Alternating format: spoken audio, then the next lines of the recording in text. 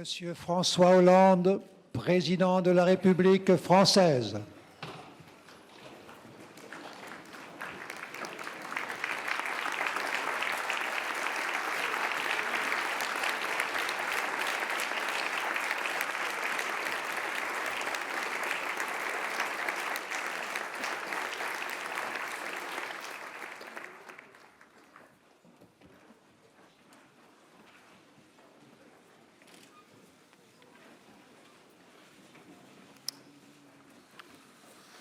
L'ordre du jour appelle maintenant le discours de M. François Hollande, président de la République française. Monsieur le Président répondra aux questions à l'issue de son allocution. Monsieur le Président de la République, c'est un grand honneur de vous accueillir parmi nous au sein de notre Assemblée parlementaire qui regroupe en son sein le celui de 47 pays européens et incarne ainsi l'idée de la grande Europe. J'aimerais aussi saluer M. Harlem Désir, secrétaire d'État aux Affaires européennes, et Mme Catherine Lalumière, ancienne secrétaire générale du Conseil de l'Europe. C'est également un honneur de vous accueillir de nouveau au Conseil de l'Europe et dans cet hémicycle. Monsieur le Président, en tant qu'État fondateur et en tant qu'État de siège de notre organisation, la France joue un rôle clé au sein du Conseil de l'Europe. Votre visite à Strasbourg témoigne l'engagement politique fort de la France pour notre organisation, les idées et les principes qu'elle défend. Cette impulsion politique est très importante pour nous, surtout dans le contexte politique actuel. Monsieur le Président, l'Europe doit faire face aujourd'hui aux nouvelles menaces, notamment le terrorisme international. La France a été lourdement frappée par ces flots. Nous sommes solidaires avec le peuple de la France et les autorités. Ce que les terroristes veulent, c'est nous faire peur, nous saisir d'effroi. Avez-vous dit après le terrible attentat à Paris en novembre dernier? Nous leur répondons, vous n'aurez pas notre peur, vous n'aurez pas notre haine. Ces paroles d'Antoine Léris, journaliste de France Info, qui a perdu son épouse dans l'attentat au Bataclan, sont à l'origine de notre initiative Ni haine ni peur. Je vous suis profondément reconnaissant pour votre soutien à cette action, car tous ensemble, nous devons défendre nos valeurs et notre mode de vie. Monsieur le Président, alors que nous sommes confrontés à l'émergence de nouveaux conflits entre nos États membres et que les anciens conflits dits gelés peuvent s'enflammer à tout moment, nous avons besoin plus que jamais de ces forces diplomatiques pour tous les fronts pour défendre fermement nos principes, tout en sachant trouver des compromis afin de rétablir la paix et favoriser la réconciliation. Les efforts de la France, notamment dans la résolution de la crise en Ukraine, et votre rôle personnel dans le format de Normandie sont très importants dans ce contexte. Nous sommes très intéressés par vos idées sur les perspectives de résolution de ces conflits.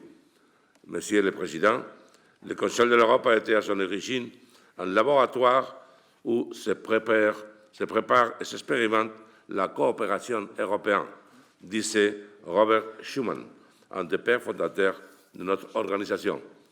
Aujourd'hui, plus que jamais, nous avons besoin d'expérimenter pour trouver des solutions concrètes. Pour approfondir notre action, nous avons besoin d'une impulsion politique au plus haut niveau. Et l'idée de tenir un 4e sommet des chefs d'État et de gouvernement du Conseil de l'Europe me semble acquérir aujourd'hui une importance toute particulière. Dans ce contexte, vos visions et vos idées sur l'avenir de la construction européenne seront très précieux pour nous. Monsieur le Président, je vous donne la parole.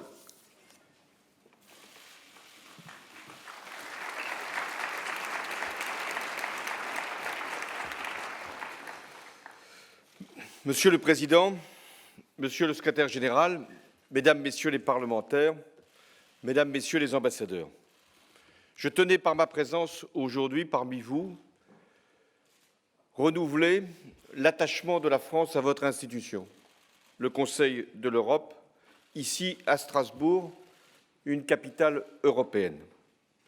Mais j'ai conscience que le contexte particulier que nous connaissons et qui est grave donne à cette visite également un sens, parce que les valeurs que porte le Conseil de l'Europe doivent encore nous inspirer. François Mitterrand, qui était au Congrès de La Haye en 1948, rappelait toujours que l'enjeu européen, c'était de sauver les libertés acquises et de les étendre au bénéfice de tous. Et c'est ce que votre Conseil a pu faire tout au long de ces dernières années. Il rassemble aujourd'hui 47 pays, représentant 820 millions d'habitants, et tous ces États membres se sont engagés à placer la personne humaine au cœur de leur système juridique. Le Conseil de l'Europe est dépositaire de 211 conventions. 135 ont été ratifiées par la France. Au sommet de l'édifice, il y a la Convention de sauvegarde des droits de l'homme et des libertés fondamentales, et la France fait en sorte d'en respecter tous les points et tous les principes. Je veux aussi saluer la progression constante de vos engagements pour protéger davantage les libertés, non seulement en élargissant les frontières, ce que vous avez fait avec votre Assemblée, mais aussi élargir les domaines de la protection des libertés.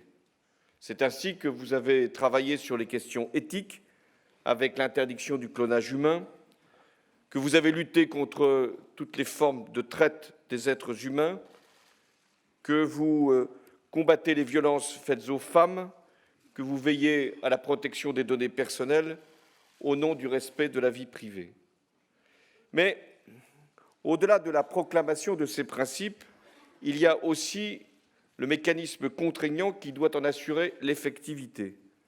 C'est la mission de la Cour européenne des droits de l'homme. Je viens de rencontrer son président. La France, là encore, et je veux le réaffirmer ici, prend toutes ses responsabilités pour soutenir en toutes circonstances la Cour. Elle a appuyé toutes les réformes qui ont permis d'améliorer son fonctionnement. Et je pense notamment aux derniers protocoles 14 et 15 que la France a ratifiés.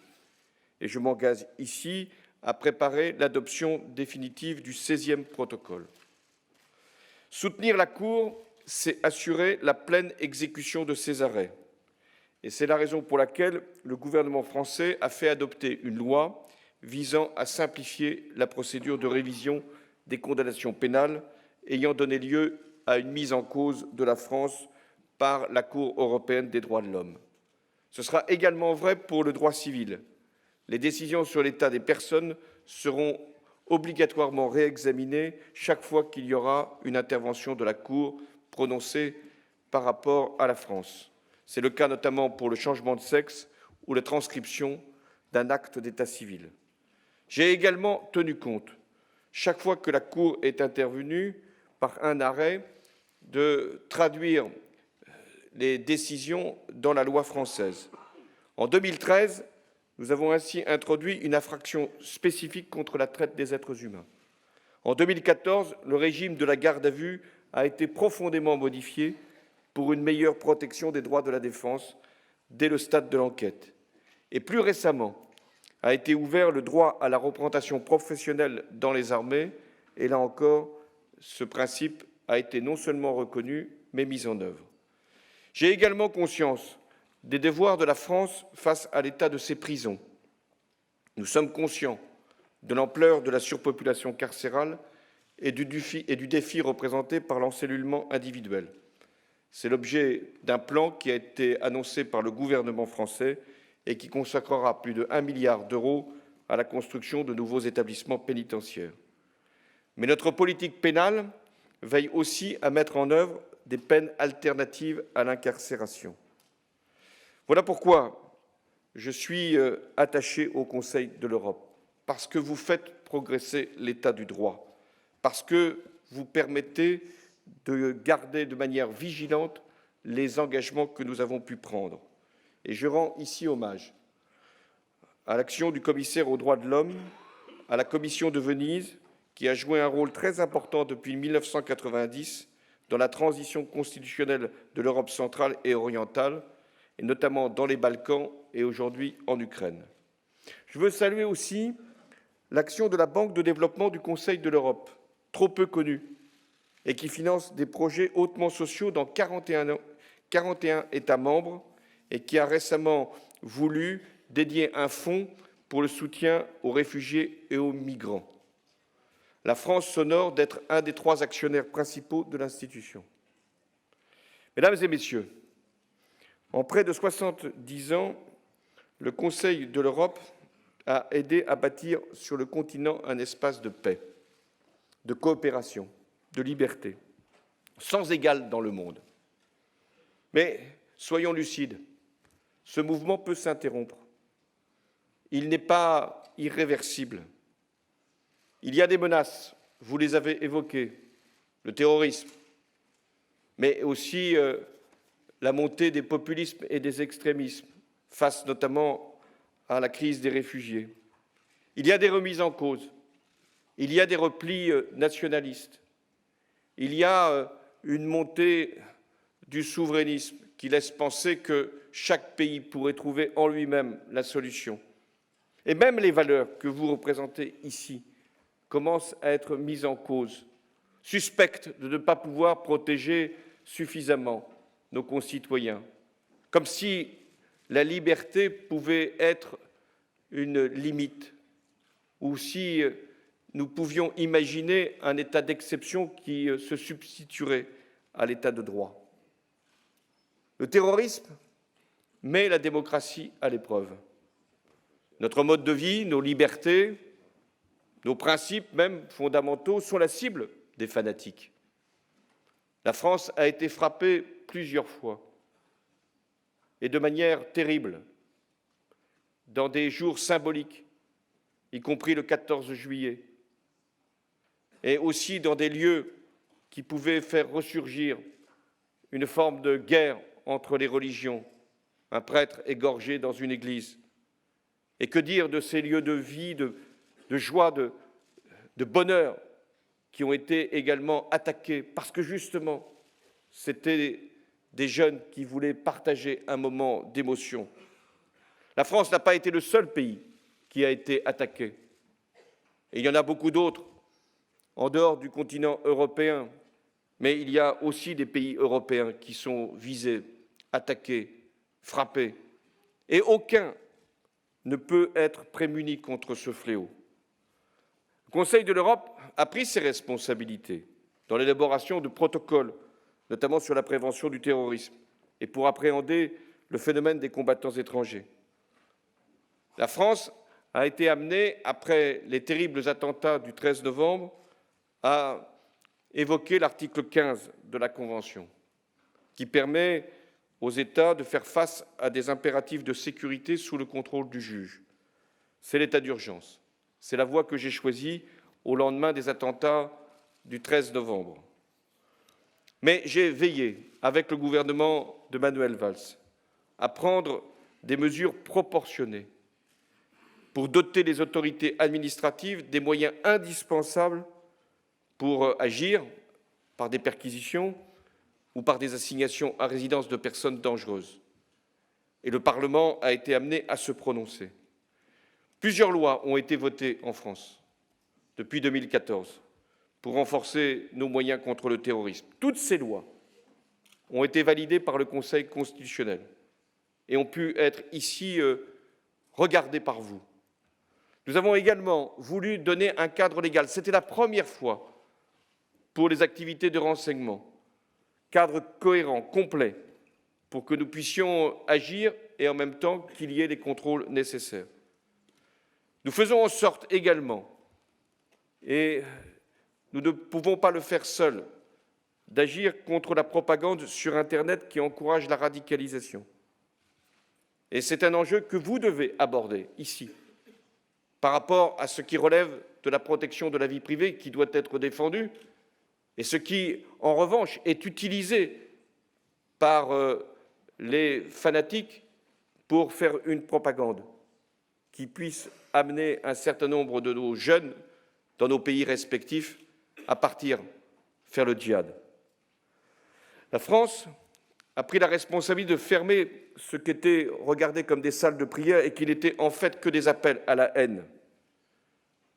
La France a également expulsé des prêcheurs qui utilisaient la liberté d'expression pour propager l'intolérance la plus agressive. Mais nous veillons à ce qu'il n'y ait aucune stigmatisation, et notamment des musulmans.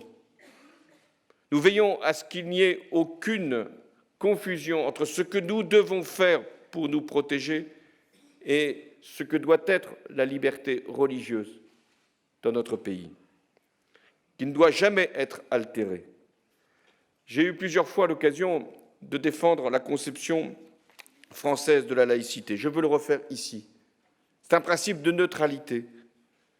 C'est aussi une règle qui interdit le financement des cultes par l'État, de tous les cultes. La laïcité garantit à chacune et à chacun le droit de croire ou de ne pas croire, la possibilité de pratiquer sa foi dans les limites qu'inspire le respect de l'ordre public. Ces règles ne sont pas le fruit de lois de circonstances, mais reposent sur des principes qui ont été posés il y a plus de 100 ans et aujourd'hui nous permettent de faire respecter la liberté de conscience avec fermeté et aussi de faire en sorte que puissent être poursuivies les provocations qui peuvent mettre en cause la vie en commun. Et je n'entends pas remettre sur le sujet la discussion parce que l'équilibre a été trouvé et qu'il suffit d'appliquer les règles qui existent dans notre pays. La sûreté, la sécurité, c'est une exigence. Et nos concitoyens demandent à être protégés. Mais la sécurité, la sûreté est compatible avec l'état de droit. Et il n'est pas question d'ouvrir en France, par exemple, des centres de rétention pour les personnes suivies par les services de renseignement, parce que ce serait porter atteinte au principe de notre droit pénal, qui fait que seul un juge peut décider d'une peine privative de liberté. De même, la France, mais je n'ai pas besoin de vous rassurer là-dessus, ne créera pas de cour d'exception pour des actes terroristes, parce que ce serait aussi inutile que dangereux. Nous avons des juridictions et des magistrats spécialisés à tous les stades de la procédure qui font un excellent travail. Et notre droit, là encore, nous permet d'agir efficacement. Voilà ce que je voulais vous dire au nom d'un pays qui lutte contre le terrorisme et qui le fait en gardant ses principes fondamentaux, qui, bien sûr, nous faisons évoluer la législation, mais elle reste conforme à notre ordre constitutionnel. Et face à cette menace, ce que cherchent les terroristes, c'est à nous diviser, c'est à nous séparer, c'est à nous conduire à prendre des mesures d'exception qui seraient utilisées à ce moment-là pour dénoncer nos principes de liberté. C'est la liberté qui est visée par les terroristes. C'est la liberté que nous devons défendre. Mesdames, Messieurs les parlementaires, l'Europe est confrontée aussi depuis plusieurs mois à l'afflux de migrants et de réfugiés. La crise syrienne a mis sur le chemin de l'exil des millions de réfugiés. Beaucoup ont rejoint les camps en Jordanie, au Liban, en Turquie, et je veux saluer ces pays qui font l'effort principal. D'autres personnes, réfugiés, migrants, ont choisi notre continent, mais ont choisi parce qu'ils n'avaient en définitive pas d'autre destination, parce qu'ils fuyaient, parce qu'ils cherchaient l'exil. L'Europe a tardé à trouver une réponse commune. Cette réponse, elle passe par le contrôle effectif des frontières extérieures de l'Europe. C'est la condition pour pouvoir justement accueillir dignement les réfugiés, reconduire les migrants qui ne relèvent pas de ce droit et être capable de poser des règles et de les faire respecter, y compris même de répartir l'effort pour l'accueil des réfugiés. Sans ces règles, sans cette protection des frontières, sans des garde-côtes européens, sans la capacité de pouvoir savoir ce qui relève du droit et ce qui n'en relève pas, je parle du droit d'asile, alors l'Europe se déchirera et l'Europe peut se disloquer sur cette question même de l'accueil des réfugiés. La France a pris des engagements. Elle les honorera. 30 000 réfugiés venant de Grèce, d'Italie et de Turquie d'ici 2017 seront accueillis par la France. De la même manière, nous poursuivrons le programme de réinstallation mis en œuvre avec le Haut Comité des réfugiés au Liban et en Jordanie. Nous faisons aussi face, en France, à la présence de réfugiés et de migrants sur notre territoire. Et je sais que vous êtes attentifs à ce qui, hélas, se produit à Calais, où un camp, depuis trop longtemps, avec au moins 7000 personnes, accueille dans des conditions qui ne sont pas dignes des personnes qui ont fui leur pays. C'est la raison pour laquelle j'ai décidé, avec le gouvernement, de démanteler le camp de Calais, de façon à pouvoir accueillir autrement et dignement celles et ceux qui y sont aujourd'hui installés. Toute personne pourra ainsi être hébergée, pouvoir faire ses démarches et, à ce moment-là, être dans le processus du droit d'asile. En revanche, et je l'ai dit à chaque reprise, les personnes qui ne relèvent pas du droit d'asile seront raccompagnées. Mais pour l'essentiel, celles et ceux qui sont à Calais relèvent du droit d'asile. Nous faisons aussi en sorte de régler la question des mineurs isolés. Et nous devons le faire, là encore, avec dignité et responsabilité. Cette question est posée avec le Royaume-Uni. Et nous engageons des discussions pour que ces mineurs isolés, qui ont des proches au Royaume-Uni, puissent les rejoindre. C'est aussi une condition pour démanteler le camp de Calais. Ce sera une opération humanitaire, puisque chacun se verra proposer une place dans un centre. Et nous avons créé et ouvert des centres d'accueil et d'orientation pour pouvoir justement régler la question de Calais et d'autres campements, notamment à Paris. Toute personne aura une solution, parce que c'est la responsabilité de la France, mais c'est aussi la responsabilité de tous ceux qui doivent comprendre qu'il n'est pas possible de démanteler un camp comme celui de Calais sans qu'il y ait des solutions qui soient proposées sur l'ensemble du territoire. Mesdames et Messieurs les parlementaires, les valeurs du Conseil de l'Europe inspirent l'action diplomatique de la France, aux frontières même de l'Union et de notre continent. En Ukraine, l'annexion illicite de la Crimée par la Russie et la déstabilisation de l'Est de l'Ukraine ont provoqué d'abord de nombreuses victimes et là aussi des milliers de déplacés. Je me suis personnellement engagé avec la chancelière Merkel dans le cadre de ce qu'on appelle le format Normandie, engagé pour la recherche d'une solution diplomatique. C'est ce qu'on a appelé les accords de Minsk.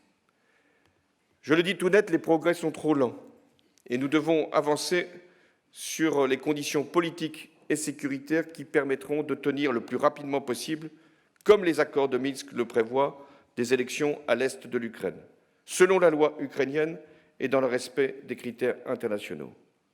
Et je suis prêt à tout moment, avec la chancelière Merkel, à réunir le format Normandie avec le président Poutine et le président Porochenko pour veiller à la pleine application des accords de Minsk. L'Ukraine elle-même doit prendre sa part des réformes attendues et je sais que le Conseil de l'Europe peut jouer un rôle utile pour l'accompagner. Avec la Russie, la France a un désaccord majeur sur la Syrie. Et le veto russe à la résolution française au Conseil de sécurité a empêché la cessation des bombardements et la proclamation de la trêve. Les principales victimes, ce sont les populations civiles, celles qui vivent sous les bombardements, meurent sous les bombardements. Et c'est la raison pour laquelle je considère que le dialogue est nécessaire avec la Turquie, avec la Russie. Mais il doit être ferme et franc, sinon il n'a pas sa place. Sinon c'est un simulacre. Je suis donc prêt à tout moment à rencontrer le président Poutine. Mais si nous avons la possibilité de faire avancer la cause de la paix, de faire cesser les bombardements et de proclamer la trêve. Je veux aussi qu'il y ait, avec la Turquie, une discussion qui puisse s'engager. Là encore, parce que la Turquie fait l'effort principal pour l'accueil des réfugiés, parce que la Turquie est partie prenante d'une solution pour la Syrie. La Turquie a connu, dans la nuit du 14 au 15 juillet, un coup d'État. La Turquie y a fait face. Et la Turquie doit aussi respecter, malgré cette situation très difficile et la proclamation de l'état d'urgence, les principes qui nous unissent. Voilà la position de la France. Toujours le dialogue, mais toujours pour la recherche de la paix. La position de la France, c'est le Conseil de sécurité. Et c'était le sens de la résolution que nous avions présentée. Je rappelle que la résolution russe n'avait recueilli que 3 voix et que le veto russe a empêché qu'il puisse y avoir la cessation des bombardements. Dialogue, toujours. Responsabilité, toujours. Et recherche de la paix. Je voulais parler de la Syrie ici, parce que c'est pour la communauté internationale un défi, où elle trouvera là son honneur pour régler cette situation, ou alors ce sera sa honte de voir autant de Syriens obligés de quitter leur foyer, autant de familles massacrées, et le terrorisme qui s'y est installé sur ce terreau-là et qui nous frappe de Syrie par sa propagande, mais aussi par les terroristes qu'elle y envoie en Europe. Alep, oui, Alep, c'est la conscience de l'humanité qui est interpellée. Alep est en passe de rejoindre la liste, terrible liste des villes martyrs. Mesdames et messieurs, je voulais lancer cet appel ici, parce que c'est ici que les valeurs, les principes, l'espérance de la paix ont été forgés. C'est ici qu'au lendemain de la Seconde Guerre mondiale, il a été possible de lancer ces appels pour la paix. C'est ici qu'a été voulue l'unification, qu'ont été accueillis des pays qui jusque-là étaient dans le totalitarisme et sous la dictature. Et cette œuvre-là du Conseil de l'Europe n'est pas achevée. Au contraire, dans ces circonstances, dans ce contexte, celui que j'ai évoqué, plus que jamais, nous avons besoin du Conseil de l'Europe. En 2019, le Conseil de l'Europe célébrera son 70e anniversaire. La France présidera son comité des ministres et elle se tient prête à organiser un sommet, le 4e, pour lui donner un nouveau cap.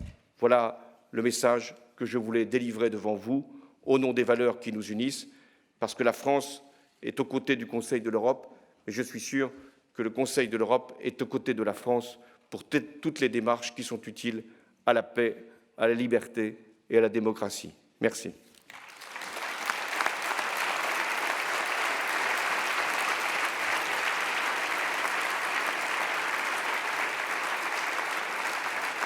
Monsieur le Président,